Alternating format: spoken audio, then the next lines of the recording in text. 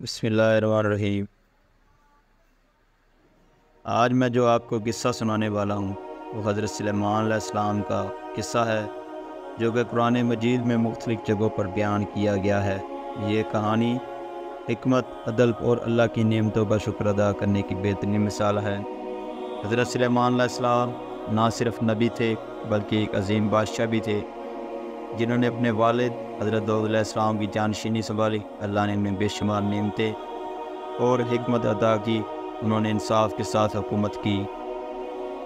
حضرت سلیمان علیہ السلام کو ایسی طاقت عطا کی گئی کہ جنات، پرندے اور ہوا بھی ان کے تابع تھے۔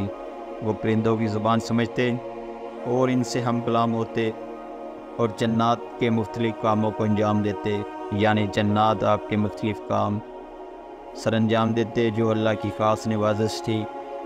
ایک اہم واقعہ جو کہ میں آپ کے ساتھ بیان کرنے لگا ہوں، جو کہ ملکہ سبا یعنی ملکہ بلقیس کا ہے۔ جب وہ حضرت سلیمان علیہ السلام کی عدالت میں آئیں تو ان کی حکمت اور اللہ کی نشانیوں کو دیکھ کر ایمان قبول کر لیا، تو حضرت سلیمان علیہ السلام کی شریعت کی تصدیق کا مظہر تھا۔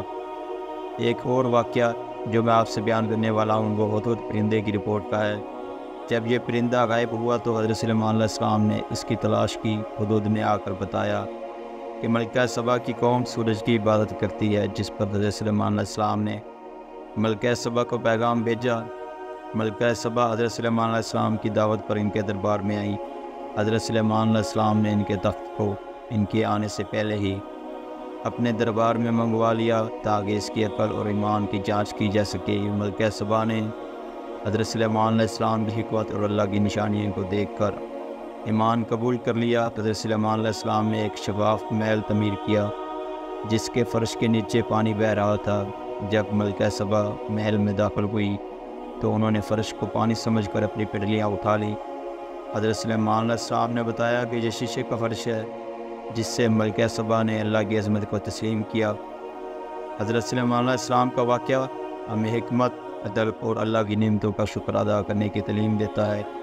یہ سکھاتا ہے کہ اللہ کی عطا کردہ نعمتوں کا صحیح استعمال کیسے کیا جائے اور اللہ کے دین کی دعوت حکمت اور شفقت سے کیسے دی جائے۔